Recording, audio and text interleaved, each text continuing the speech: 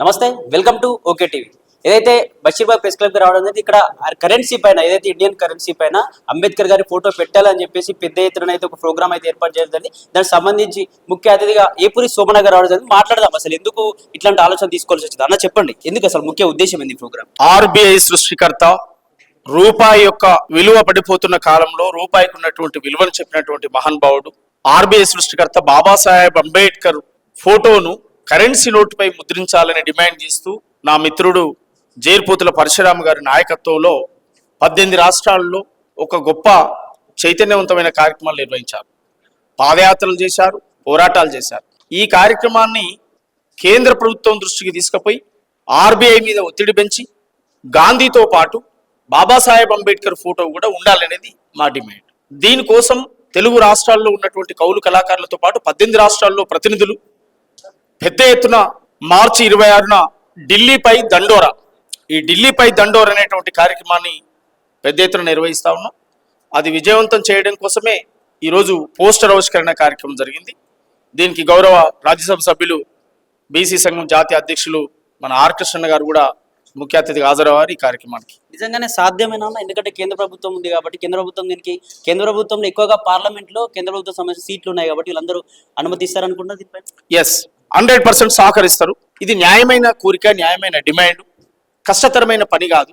RBI decide చేస్తే ప్రధానమంత్రి నరేంద్ర మోదీ గారు, ముఖ్యమంత్రి రేవంత్ రెడ్డి గారు, శాసనసభలో రేవంత్ రెడ్డి గారు కూడా దీన్ని తీర్మానం చేయించాలి, కేంద్రానికి లేఖ పంపాలి, ఆర్బీఐకి లేఖ రాయాలి. ప్రధానమంత్రి నరేంద్ర మోదీ గారు ఆర్బీఐ మీద చెప్పాలి, ఆర్బీఐకి బొమ్మ ప్రింట్ చేయడం అనేది ఇది దేశాలు విడిపోయే సమస్య కాదు, రాష్ట్రాలు విడగొట్టే సమస్య అంతకంటే కాదు. గాంధీ ఫోటో ఉంటది, దాంతో పాటు బాబాసాహెబ్ అంబేద్కర్ ఫోటో కూడా పెట్టమంటుంది. ఎంత న్యాయమైన డిమాండ్ మీరే చెప్పండి. రూపాయి సృష్టికర్త, ఆర్బీఐ సృష్టికర్త, బ్యాంకులు జాతీయం చేయాలని చెప్పినోడు, భూములు జాతీయం కావాలని చెప్పినోడు, ఇలాంటి ఒక సిద్ధాంతాన్ని తీసుకొచ్చి తన జీవితకాలం మొత్తం సర్వస్వం త్యాగం చేసి అట్టడుగు వర్గాలు, అణగారిన వర్గాలకు దిక్సూచిగా నిలబడి భారత రాజ్యాంగాన్ని రచించిన మహానుభావుడు. ఏ అర్హత చూసినా ఆయనకు ఆ అర్హత ఉంది, ఎందులో కూడా ఈయన తక్కువ ఉన్నాడు అనేది లేదు బాబాసాహెబ్ అంబేద్కర్.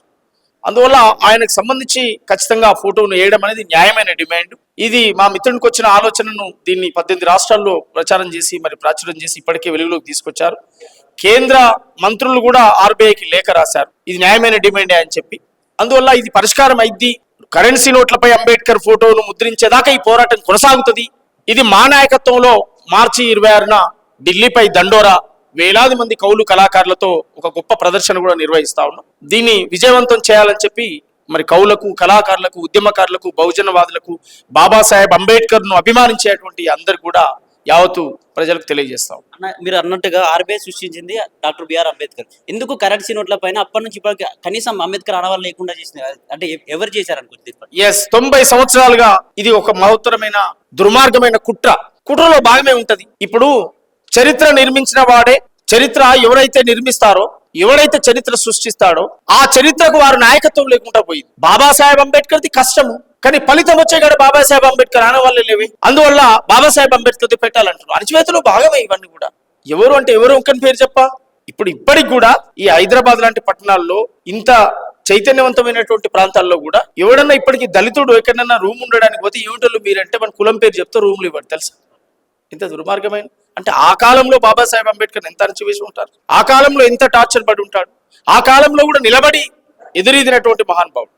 అందువల్ల బాబాసాహెబ్ అంబేద్కర్ ఫోటోను ఇతర దేశాలే గుర్తించాయి. అమెరికా లాంటి దేశాలు, ఐక్యరాజ్య సమితి లాంటి వేదికలు ఆయన పుట్టినరోజును జ్ఞానం పుట్టినరోజుగా ప్రకటించాయి, వరల్డ్ నాలెడ్జ్ డేగా ప్రకటించాయి. ఆయన విగ్రహాలు పెడుతున్నారు బయట దేశాల్లో. కానీ ఈ దేశంలో ఇంకా కులం, మతము, వర్ణము అనేటువంటి తేరతమ్యాలు ఉన్నాయి కనుకనే 90 సంవత్సరాలు గడిచినా బాబాసాహెబ్ అంబేద్కర్ బొమ్మను లేకపోవడం. అందువల్ల దీన్ని తీవ్రంగా ఖండిస్తా ఉన్నాం. ఈ అసమానతలు పోవాలి, టాలెంట్ ముఖ్యం, జ్ఞానాన్ని గుర్తిద్దాం. జ్ఞాన సంపద కలిగిన బాబాసాహెబ్ ను ఖచ్చితంగా ఆయన ఫోటోను ముద్రించాలని డిమాండ్ చేస్తూ మార్చి 26 నాడు చాలా అద్భుతమైనటువంటి కార్యక్రమం జరుగుతూ ఉంది. యావత్తు దేశమంతా దాని వైపు చూసే విధంగా ఆ కార్యక్రమాన్ని నిర్వహిస్తాం. అలాగనే చివరిగా మా కోసం, మా ప్రేక్షకుల కోసం అంబేద్కర్ గారి పైన ఒక మంచి పాట. మానవాళికి జ్ఞానం నేర్పిన బుద్ధుడి బాటల పయనిస్తాం, ప్రజలందరి సుఖ శాంతులు కోరిన అశోకుడై పాలిస్తాం, మనువాదపు సంఖ్యలను దెంచ మహాత్మ జ్యోతులు వెలిగిస్తాం, సమతల మమతల రాజ్యం కోసం అంబేద్కరులై గర్జిస్తాం. చేరదీసిమకు చదువు నేర్పిన సావిత్రి పూలేలై పూస్తాం. అజ్ఞానపు చీకట్లను ధరుమ అక్షరమాలలు మెడలేస్తాం. ఏకలవ్యుని బొటన వేలులై కలబడి నిలబడి గెలిచొస్తాం. తెగిపడ్డా శంభూకుని తలలై కోట్ల గొంతులై నినదిస్తాం.